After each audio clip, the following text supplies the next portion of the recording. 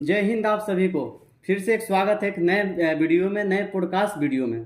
और जहाँ कि मैं पिछले बार एक सवाल किया था सर से कि पुपरी पीएचसी के बारे में या जो भी हॉस्पिटलिटी के बारे में यहाँ से, तो हमारा एक मुद्दा फिर से एक नया उभरा है कि जो भी यहाँ के जो अनुमंडलीय स्तर रेफरल अस्पताल है जो अर्ध निर्मित रह चुकी है। यहाँ से मालूम नहीं कितने दिनों से, विगत वर्षों से 10 या 15 साल से सुनने में आता है कि अब हॉस्पिटल बनेगा, अब हॉस्पिटल बनेगा, और मालूम नहीं ये सिर्फ सरकार के फंड में ये पॉलिसी में रह जाती है, कागज़ में दब के रह जाती है और नहीं धरातल पर देखने को नहीं मिलती है। तो हम आज इनसे बात करेंगे और देखेंगे क्या मुद्दा है, लोग उसके बारे में जानना चाहते हैं, और इनसे बातें करेंगे कि क्या वजह है कि आज तक हॉस्पिटल बना नहीं।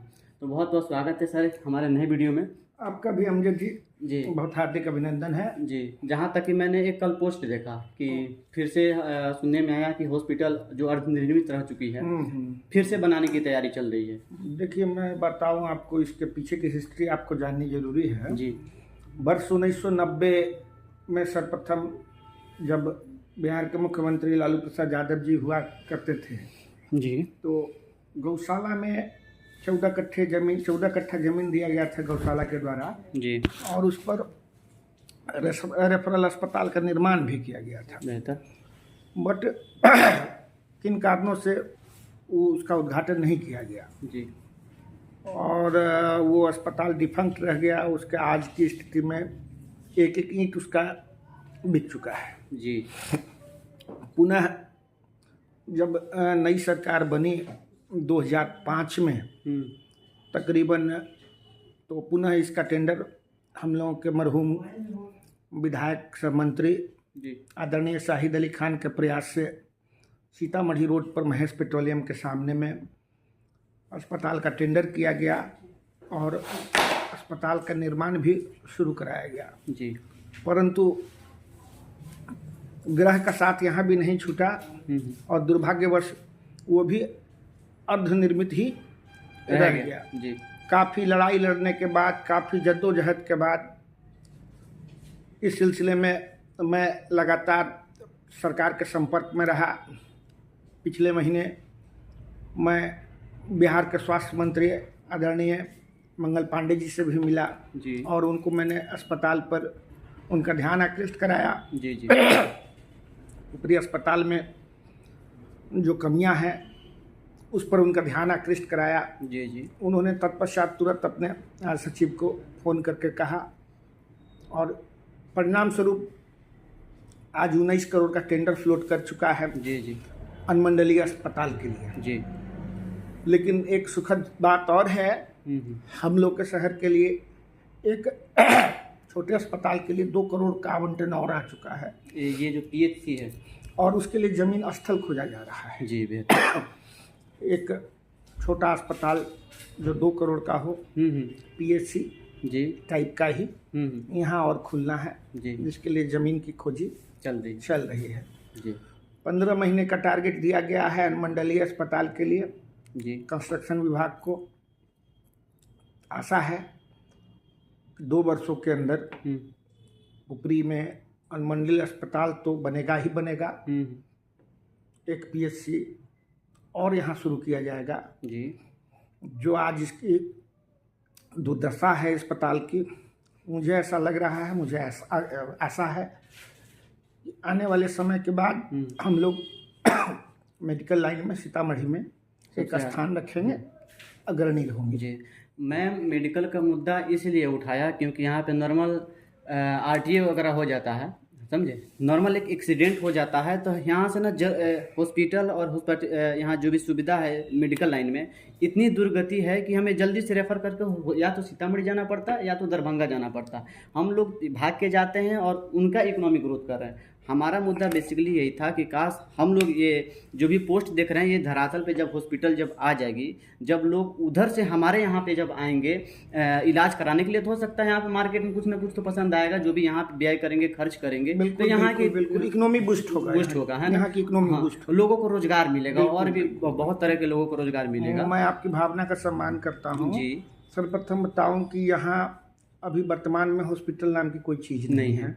आप हॉस्पिटल जाकर देखिए, जी। हॉस्पिटल की बिल्डिंग एकदम जीर्ण शीर्ण अवस्था में है। जहाँ जो डिलीवरी रूम है वो उस पर ऊपर पर प्लास्टिक ताना हुआ है, बरसात के समय में पानी चूता है। बिल्डिंग नाम की कोई चीज़ है ही नहीं। जहाँ अस्पताल जिसको कहा जा सके, जहाँ इलाज किया जा सके, बस वो नाम मात्र का, चूंकि अंग्रेजों के ज़माने का बना हुआ है, उसको ढोया जा रहा है, उसका नामकरण कर दिया गया है पीएचसी के रूप में, उसका नामकरण कर दिया गया है अनुमंडल अस्पताल के रूप में। जबकि यहाँ न डॉक्टर्स आते हैं, न यहाँ सुविधा है, न ही यहाँ दवाई ढंग से उपलब्ध है, न ही हम लोग जिन विभागों के सबसे ज़्यादा मरीज होते हैं, लाइक हड्डी, उन सब विभागों के डॉक्टर्स नहीं हैं। अल्ट्रासाउंड मशीन यहाँ पर पड़ी हुई है, टेक्नीशियंस के अभाव में वो बंद है। बंद क्या है, वो शुरू नहीं हुआ। और एक बात, यहाँ के जो डेंटल सर्जन वगैरह डॉक्टर है, उनका काम है सर्जरी करना, लेकिन यहाँ सर्वे के मुताबिक हमें ये पता चला है कि वो सर्वे नहीं देख रहे हैं, वो बुखार देख रहे हैं नॉर्मल मरीजों का। अब क्या कहना चाहिएगा उनको? देखिए, पुपरी में मैंने आपको पिछले अपने इंटरव्यू में, आपके ब्रॉडकास्ट में मैंने बताया था, पुपरी में मेडिकल लाइन में माफिया गिरोह काम कर रहा है जी। अस्पताल, सरकारी अस्पताल नाम मात्र से है जी, उसके सहारे यहाँ प्राइवेट नर्सिंग होम फल फूल रहे हैं। गरीबों के साथ अत्याचार किया जा रहा है। 1 रुपये का इलाज 100 रुपये में किया जा रहा है, और पैसे का स्नैचिंग किया जा रहा है, उनसे लूटपाट समझ लीजिए कि यहाँ जो लोगों का पेशेंट के साथ हो रहा है। मुद्दा मेन ये है ना कि यहाँ पे व्यवस्था ना होने के कारण, और जो भी व्यवस्था है मेन बात से सही ढंग से काम नहीं कर रहे हैं, लेकिन यहाँ के आशा कार्यकर्ताओं के द्वारा है ना साजिश मिलकर जो भी झोला छाप को बढ़ावा मिल रहा है, और उनके गलत इलाज से कितने मरीज मर रहे हैं, और उनके मरीज मरने से कुछ ये मुद्दा ऊपर आ नहीं रहा है, ना हॉस्पिटल बन रहा है, ना ही उनको सही से ट्रीटमेंट किया जा रहा है। अभी आपको मैं एक नई सूचना दूँ जी, जो जिस सिविल सर्जन की वजह से सीतामढ़ी जिले के मेडिकल की हालत इतनी कोलैप्स थी, खराब थी, सिविल सर्जन को बदल दिया गया है। नए सिविल सर्जन आए हैं, काफ़ी एनर्जेटिक हैं, लगातार वो हॉस्पिटलों की छापामारी कर रहे हैं। आपने न्यूज चैनल के माध्यम से, प्रिंट मीडिया के माध्यम से आपने देखा होगा, उन्होंने नानपुर अस्पताल का भी निरीक्षण किया है, और जल्द ही पुपरी पीएचसी और अनुमंडल अस्पताल का भी निरीक्षण होना है। मैं आपको बताऊं, मैंने उनके संज्ञान में सारी बातों को दिया है। मेरी उनसे लगातार फोन पर बात हो रही है, और फिलवक्त जो कुछ इस प्रमाइसिस में संभव है, जो इस प्रमाइसिस में संभव है, उसकी व्यवस्था करने का उन्होंने भरोसा दिया है, और जल्द से जल्द कुछ सुधार की गुंजाइश मुझे दिख रही है। जी बेहतर। एक बात, ये जो हॉस्पिटल का टेंडर निकला है 19 करोड़ का, इसमें लगभग जो भी व्यवस्थाएं, जैसे यहाँ पे पुपरी में NICU नहीं है, ICU वगैरह का सिस्टम नहीं है, सर्जरी का सिस्टम नहीं है अभी तक, इतना PHC होने के बावजूद, क्या उस समय होने के बावजूद? एकदम बिल्कुल, काफ़ी बड़े सेगमेंट का अस्पताल यहाँ पर सरकार ने सैंक्शन किया है। आप खोलने दीजिए जी, समय, चूँकि इसमें समय है, और मैं इस चीज़ में विश्वास रखता हूँ, समय पूर्व बहुत ज़्यादा हल्ला करना उचित नहीं होता है जी।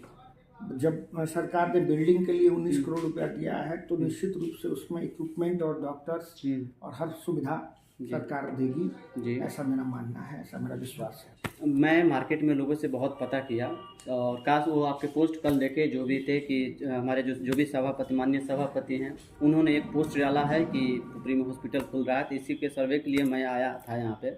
लेकिन झोला छाप डॉक्टर, मेन बात है, सबसे जो भी मिली है ना, सबसे ज़्यादा शिकायत मिली है कि झोला छाप डॉक्टरों को बढ़ावा ना मिले, और हॉस्पिटल खुल जाता है, और लोगों को आपसे उम्मीद है। देखिए, ये जो विगत वर्ष में जो आपने करके दिखाया है, आशा है आपसे लोगों को। एक आदमी के बस की बात नहीं है, इसमें निश्चित रूप से प्रशासन, पुलिस प्रशासन, सबों के सहयोग की जरूरत है। आपको बताऊं, ये बहुत बड़ा हथकंडा है जिले के अंदर में। सारे जितने भी हॉस्पिटल्स के जो मुख्य होते हैं, वो क्वैक्स, जिसको आप झोला छाप डॉक्टर बोलते हैं, वो पर्सनल प्राइवेट हॉस्पिटल बोला जाता है, प्राइवेट हॉस्पिटल खोलकर बैठे हैं जी। इन सबों के द्वारा मंथली पहुंचाया जाता है जी। तो ऐसे स्थिति में इस पर बहुत सघन अभियान की जरूरत है, और मुझे आशा है नए सिविल सर्जन से जी, इस ओर वो देखेंगे। आए दिन पुपरी में ऐसा देखने के लिए मिलता है, जी किसी अस्पताल में आशा के द्वारा किसी मरीज को फंसा कर लाकर भर्ती कराया जाता है, गलत इलाज लेकिन कराया इलाज के अभाव में कभी मृत्यु हो जाती है, फिर या उसको कहीं बाहर की ओर रेफर किया जाता है, 1,50,000 रुपया उसका इस दरमियान खर्च करके और स्नैचिंग कर लिया। जी बेहतर बेहतर। और कहीं ना कहीं ये खराब व्यवस्था को देखकर, ये हॉस्पिटल लाइन में दुविधा को देखकर हमारे जो सभापति चेयरमैन है सुविधा में लाने के लिए एक अच्छा है ना, लोगों को जो इनके पास आशा है, और अकेले इंसान जब इतना कर रहे हैं और पिछले वर्षों से देख रहे हैं कितना खाली सुनने को मिलता है, लेकिन अब की बार उम्मीद है कि ये धरातल पर भी देखने को मिलेगी और ये हॉस्पिटल यहाँ पे निर्माण होगा। यहाँ पे जो व्यवस्था नहीं थी, आईसीयू का नहीं था, ओपीडी का नहीं था, सर्जरी वगैरह का नहीं था, इसको देखते हुए और यहाँ पे इस मुद्दा को लाया गया और फिर से हॉस्पिटल बनने कार्य जो है बहुत जल्दी शुरू होने वाला है। तो आप उसमें क्या जो भी है बहुत बहुत धन्यवाद है।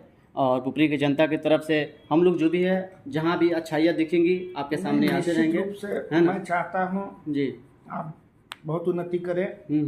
आप ब्रॉडकास्ट चैनल को मैं बधाई भी देता हूँ जी, और आम जन को भी मैं निवेदन करता हूँ कि आप इनके ब्रॉडकास्ट चैनल को निश्चित रूप से इनकरेज करें।